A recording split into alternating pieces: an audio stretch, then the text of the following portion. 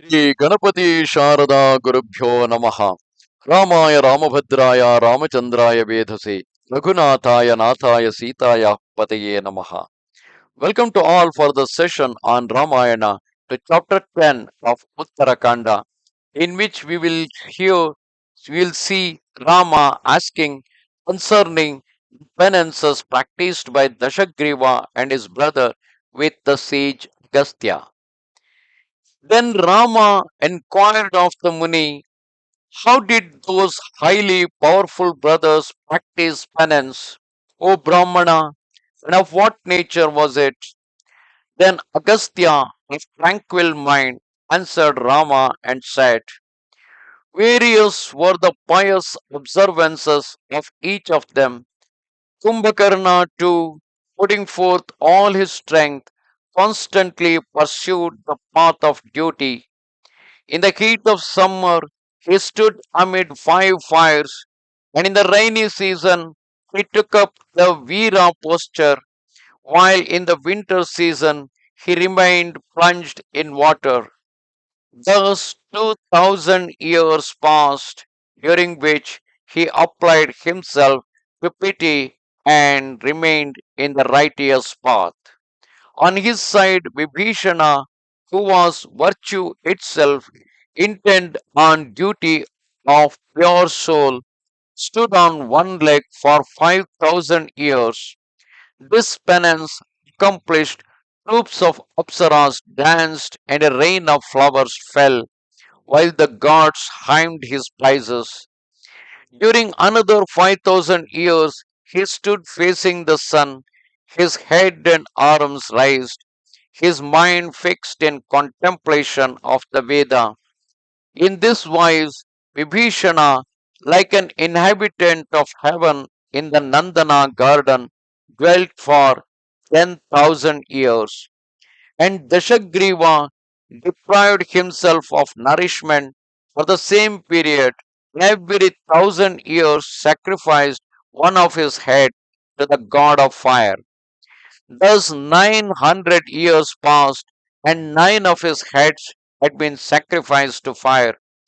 When 10,000 years had gone by, Dashagriva prepared to sever his 10th head when the grandfather of the world, that is Chaturmukha Brahma, appeared, and he, with the gods, highly gratified, presented himself before Ravana and said to him, I am pleased with you.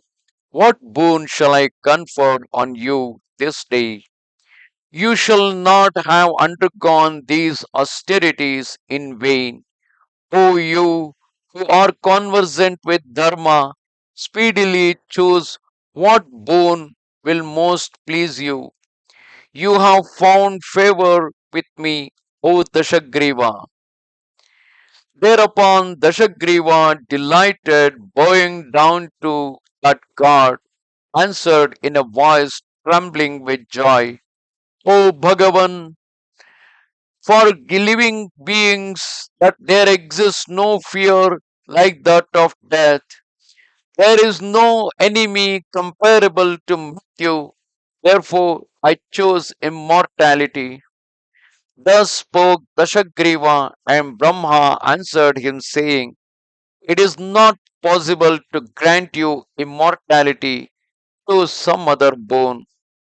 At these words of Brahma, the creator of the world, O Rama, Dashagriva replied with joined palms, may I not be slain by Suparnas, Nagas, Yakshas, Daityas, Danavas, Rakshasas, nor by the gods.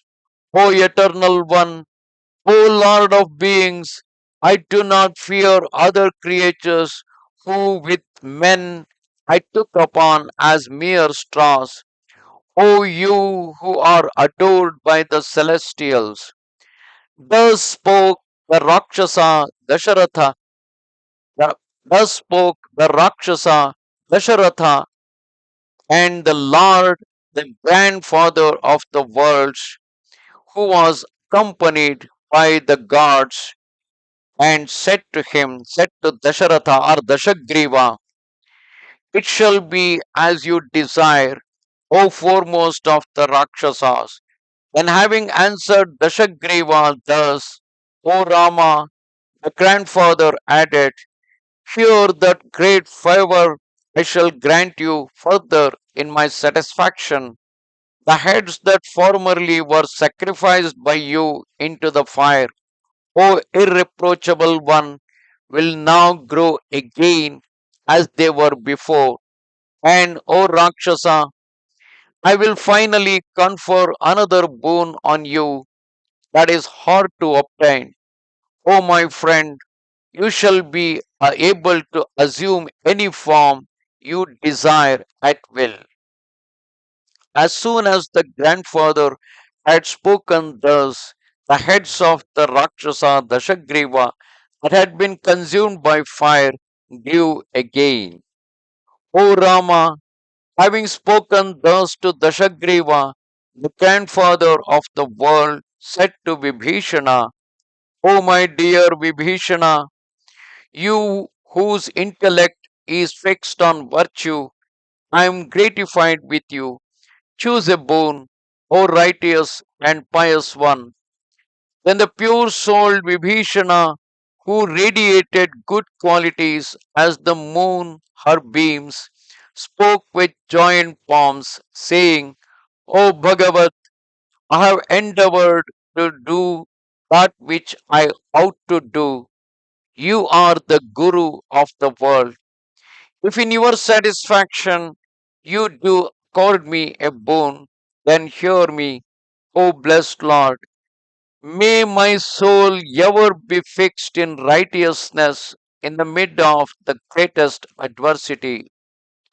Without being instructed, may I be able to use the Brahma weapon. May whatever thoughts come to me, wherever or in whatever state I find myself, always conform to virtue, and may I fulfill my duty. O most exalted of beings, these are the boons I consider to be the most precious. For those who follow Dharma, nothing is impossible. Then Prajapati, full of joy, again addressed Vibhishana, saying, O most virtuous and dear child, let it be as you say, though you was born in the Rakshasa race, O slayer of your enemies, no evil ever enters your heart. I grant you immortality. Having uttered these words, as Prajapati was preparing to accord a boon to Kumbhakarna, all the gods with joined palms addressed him thus. As for Kumbhakarna, do not grant him any boons. You know well how the three worlds fear his perverse wretch. In the Nandana gardens, 7 Apsaras and 10 servants of Mahendra were devoured by him. O Brahma, as also rishis and men, such are the deeds of this Rakshasa Kumbhakarna before receiving a boon. If one is conferred on him, he may consume the three worlds. O you whose splendor is immeasurable, feigning to grant him a boon, cause him to become bemused. In this way, the worlds will live in peace and he will receive his just deserts. Thus did the gods speak. The Brahma, born of the lotus, caught on the goddess, his consort.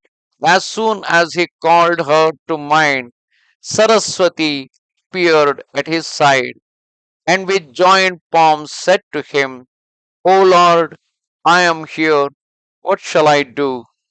Then Prajapati answered that goddess who had come there, saying, O you who are speech, be yourself in the mouth of that Indra among Rakshasas, that is Kumbhakarna, and utter that which the gods desire.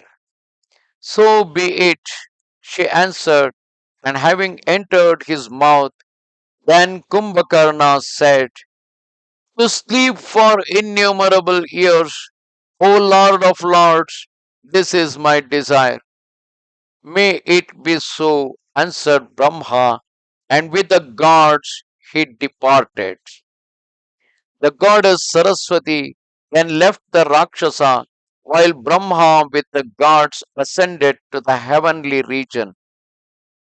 When Saraswathi had departed, Kumbhakarna came to himself, and that perverse wretch, in his misfortune, reflected, how can such words have passed my lips? I must have been bemused by the gods who came here. Having received those various boons, the three brothers of flaming energy returned to the Shleshamtaka forest where they dwelt happily. Thus come to the end, chapter 10 of Uttara Kanda in Ramayana. Namaste Sharade Devi, Kashmira Puravasini, Twamaham Parthaye Nityam, Vidya Danancha Dehime. Goodbye.